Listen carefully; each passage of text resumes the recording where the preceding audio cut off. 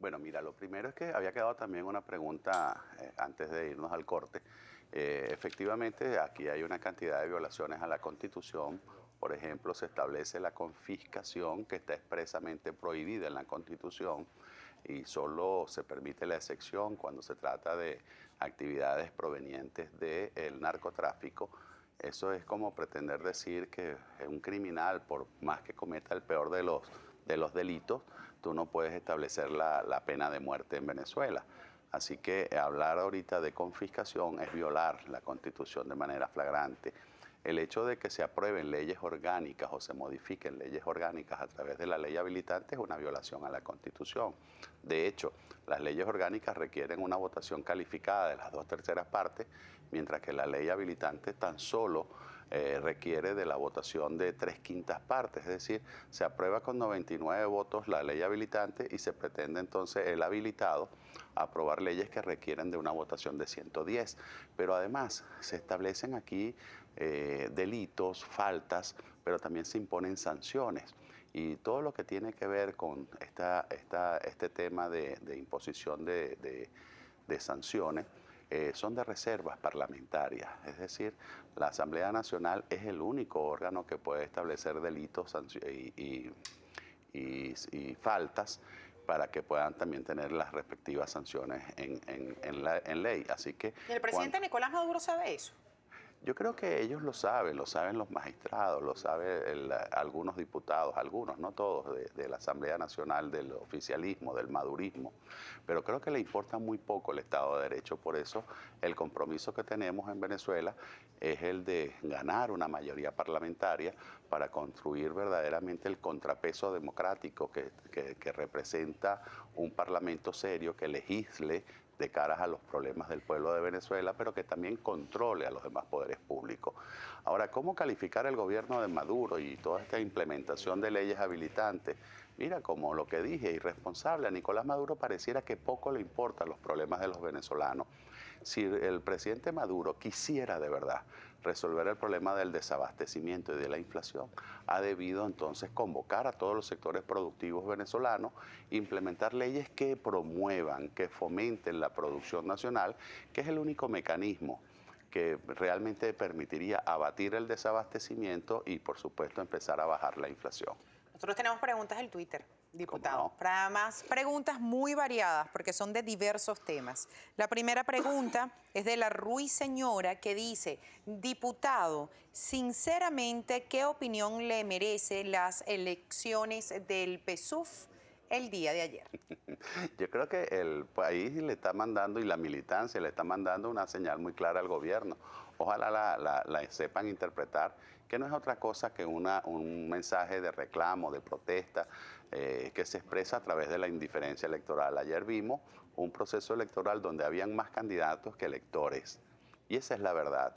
Y eso no demuestra sino otra cosa que el rechazo a lo que es el gobierno, estos casi año y medio, casi 2 años de gobierno de Nicolás Maduro, que lo que ha hecho es agravar los problemas nacionales y someter al pueblo de Venezuela a la peor crisis económica de toda nuestra historia republicana. Seguimos con las preguntas, diputado. Manuel Méndez González pregunta: diputado, hoy como oposición tenemos que decir somos y aquí estamos para sacar a Venezuela de este desastre. Esto según Manuel Méndez González, pero se debe comenzar primero por la Asamblea Nacional.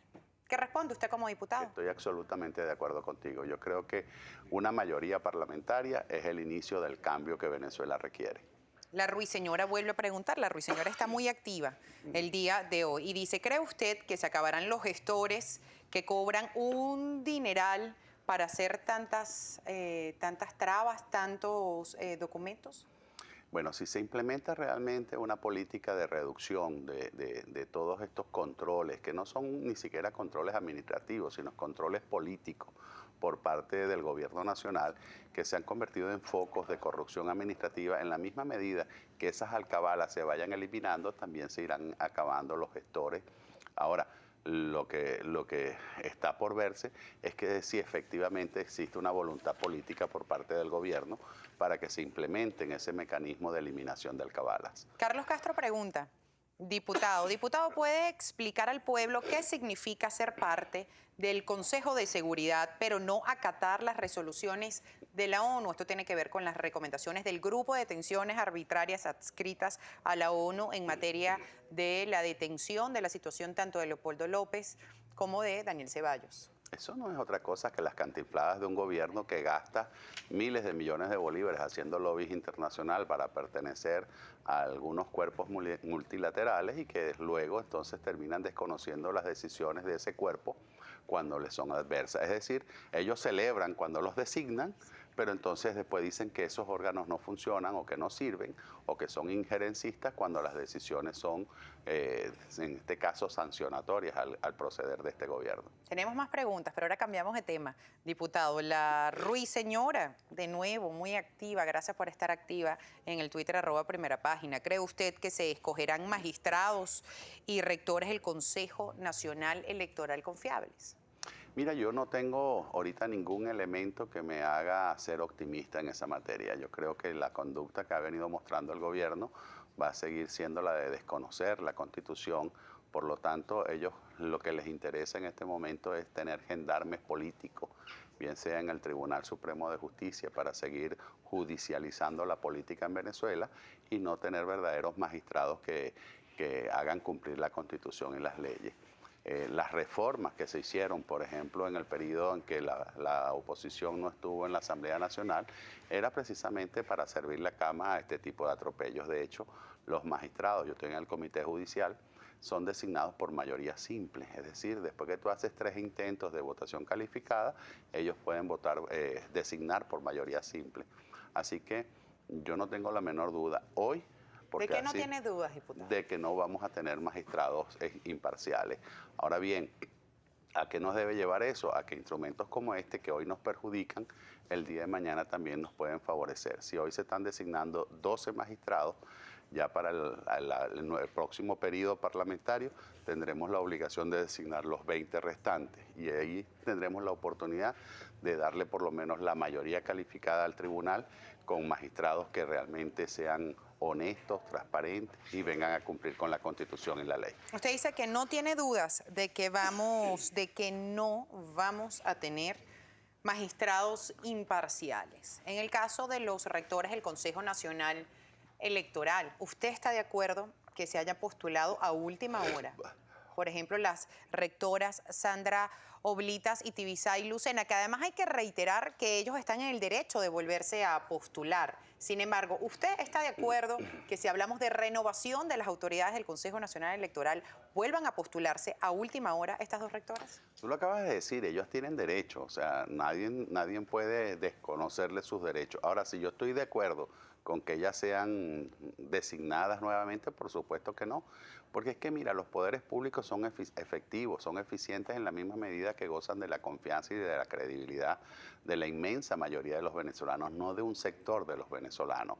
Y lamentablemente, yo creo que la actual directiva del Consejo Nacional Electoral no goza de la confianza de la inmensa mayoría de los venezolanos. Así que lo que necesita el país democrático es tener rectores del Consejo Nacional Electoral que gocen de confianza, de credibilidad, que vengan a actuar con imparcialidad, sin ese sesgo político que se ha venido manifestando en los últimos años. Ya tenemos que finalizar. Usted calificó lo que tiene que ver con la aprobación de más de 50 decretos vía habilitante por parte del presidente Nicolás Maduro. Usted lo calificó como irresponsable. Usted calificó también la jornada electoral interna del PSUV que se desarrolló el día de ayer como rechazo por parte de las comunidades por la baja participación, según el presidente Alfonso Marquina. Nos queda una cosa por calificar, diputado, ya tenemos que despedir. ¿Cuál es el calificativo que usted en este momento le pone a la oposición venezolana?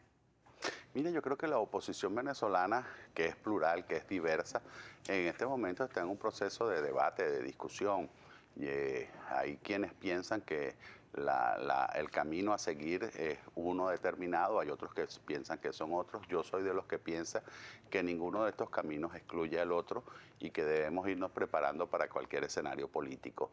Desde mi criterio, creo que el camino, el objetivo más inmediato y el más seguro, el que tiene una definición por ley, es el de la Asamblea Nacional y ahí deberíamos estar centrando todos nuestros esfuerzos. pero eso no niega que otras organizaciones crean que el camino es otro.